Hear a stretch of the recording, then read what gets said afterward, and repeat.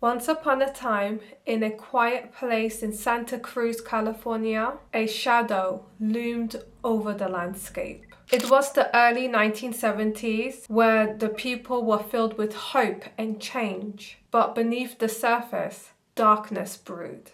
Among the townspeople, there was a man called Edmund Kemper. For the longest time, I thought his name was Edward Kemper, but it's Edmund Kemper. He's 6'9" and his IQ level was at 145. So he was very intelligent, but people didn't really know that he was deeply troubled. So Edmund's life was filled with unpredictability, abuse, and he just had a terrible childhood. He was born on December 18th, 1949 to an alcoholic mother that was very domineering. She had a bad attitude and she honestly hated her son. Edmund's father, Edmund II, has left the family and he never came back. So he abandoned the family when Kemper was quite young. He was a World War II veteran. However, his absence really made Kemper very angry inside, and his rage was growing since childhood.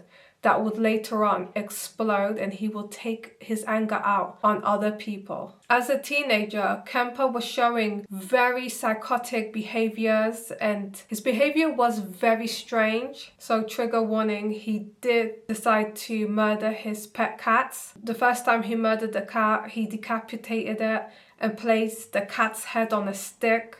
I know, I'm a cat mom myself and this really does upset me. And the second cat that the family decided to adopt favored his sister a bit more and he killed it. I don't know exactly how he did it, but he buried it in the garden. Shortly after that, when Edmund ran away from home because he couldn't handle his mom's abuse, he decided to stay with his paternal grandparents. But he didn't realize that his grandmother was very much like his mom and she was also very abusive, so he couldn't really catch a break. So what he decided to do was to shoot both of his grandparents.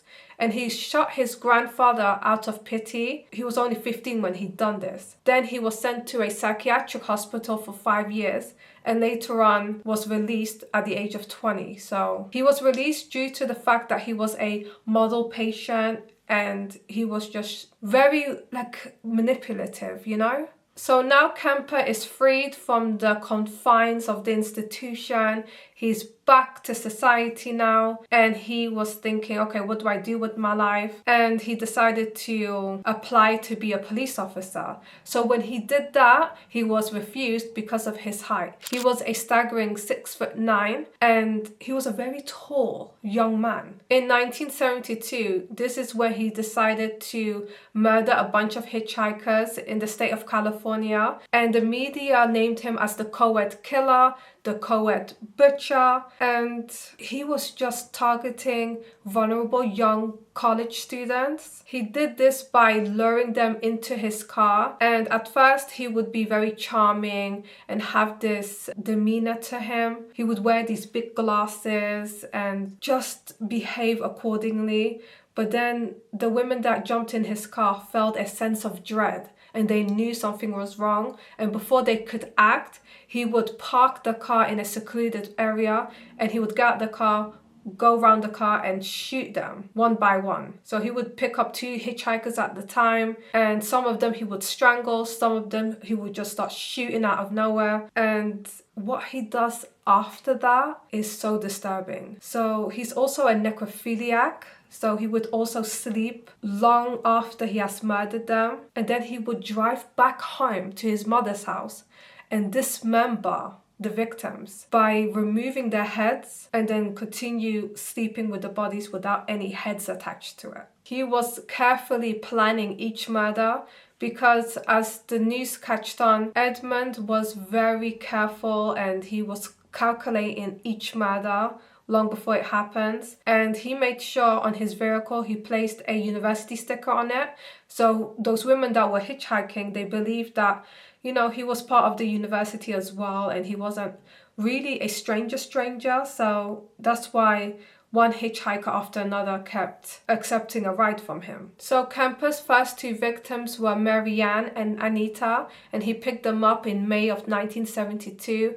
They were heading towards a university there, and as he picked them up, he just decided to park to a secluded area, and he decided to shoot Marianne in the head as she was sitting on the passenger seat. Anita freaked out and she was cowering behind. She was hiding behind the seat, and Edmund shoots her as well. So he missed the first two shots, but the third one hit her right temple and she died instantly. And he placed both women in the boot of his car, drove the bodies back to his mother's house, where he decided to decapitate the heads of the body and continued his disgusting acts. One of the most chilling things that Edmund does is that he acts completely normal and he blends into the society quite well. He is very well spoken, he's very kind and charismatic. However, that's all a facade, because we know that he's a depraved monster and a necrophiliac. He even befriended the local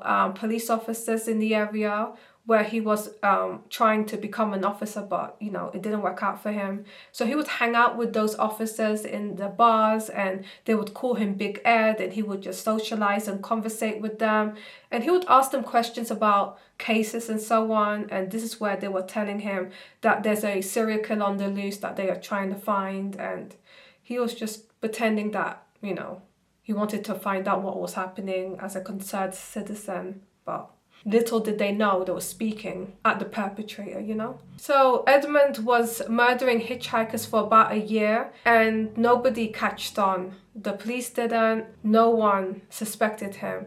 He has this charming demeanor, and his intelligence made him very approachable. So people wouldn't suspect him. Like, the way he dresses is like he would wear those big glasses, he would wear like a shirt, smart trousers, smart shoes, and he looks like a regular person, but he's the most messed up person I have ever covered on this channel. And this man gives me the creeps. It's the ones that are quite intelligent that really make me feel so uncomfortable, because he could have done so much with his life, and instead he was just murdering women, all because he had mommy issues. And I know there's more to it than that, but that's how I would summarize it. In the final act of violence, Kemper decided to murder his mother, and he was waiting for this moment. It was pending up for years, and his mom triggered him for the last time, and this is what she said.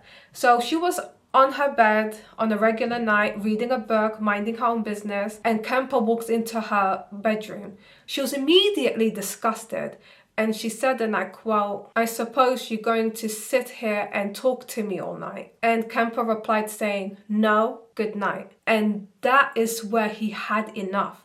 So he waited for his mother to fall back asleep, and once she did, he creeped into the bedroom and hammered her to death. He beat her with a hammer, a claw hammer. He used a claw hammer and he beat her savagely to death. She woke up in a frenzied attack. She was screaming, fighting for her life. However, he's 6'9", he's a big, strong man. She had no chance. This is so disgusting. Then afterwards, he dismembers her body and he uses her severed head and he rapes her severed head. So he made his mom's severed head to have orals with him. And if that's not worse, he cut off her tongue and her voice box and placed it into the garbage disposal. But it wouldn't disintegrate, it wouldn't cut it up. So it just spat back out onto the sink. I don't know what this man is thinking, okay? He just decided to do all of this. I don't know why. I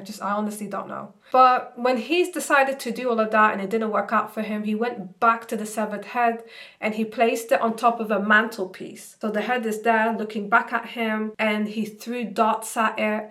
And he also screamed at his mother's head for over an hour, maybe even longer. So he was unloading everything he was feeling, the pent-up anger, the rage. He just decided to scream at her for such a long time. And this is where you can obviously see that he's out of his mind, but this is what he decided to do. When he threw the darts at her head, he said, "I smashed her head in." He said another thing based on why he killed his mother, and I'm gonna read it now. He said, "That seemed appropriate as much as she bitched and screamed and yelled at me over so many years." According to Kemper, this is what he said. This is why he murdered his mom, because she was mean to him for so long. Edmund's crimes and the way he murdered all those women, and he murdered one minor as well, it just sent shockwaves all over the state and so on. It was a big case. The media was all over it. They just wanted to find out like who this person is and why he did what he did. After Kemper murdered his mother, he also murdered her best friend, a lady named Sally. So he called her over to have some dinner and watch a movie. She accepted and she came to the house, and as soon as she walked into that house, he decided to strangle her. Not only that, he hid her body in the closet, so he doesn't dismember her or anything, but he did sexually assault her. And then he just packed a few things, he jumped in his car, and he decided to flee the scene. And he ended up driving all the way to the state of Colorado. And once he was there, he found himself a phone booth and he called the police, and the police didn't take him serious when he admitted to the crimes and so on. Then he decided to call again, but to speak to an officer that he was friends with, and he confessed to everything. So during the trial, Edmund seemed very nonchalant and he showed little to no remorse whatsoever. Ultimately, Kemper was found guilty and was sentenced to multiple life sentences without the possibility of parole. Today, Kemper remains incarcerated in the California medical facility, and he's still alive and well today. His story continues to captivate terrifying events of how a man that has deep-rooted mommy issues could behave in such a way. Why murder just women? And why did he take all of those women's lives for? Like, why would he kill students that tried to hitchhike from one place to another? You know, why would he just do this? Like, I don't understand. But he really doesn't have a reason. Choices were made and he chose wrong. So what we can learn from today's video is that don't get in the car with strangers. Make your own commute. Be responsible for yourself. Don't trust people. The world is not a safe place. And anyways, thank you so much for watching and for being here. I appreciate you guys so much, and I'll see you in my next one. Take care now. Bye.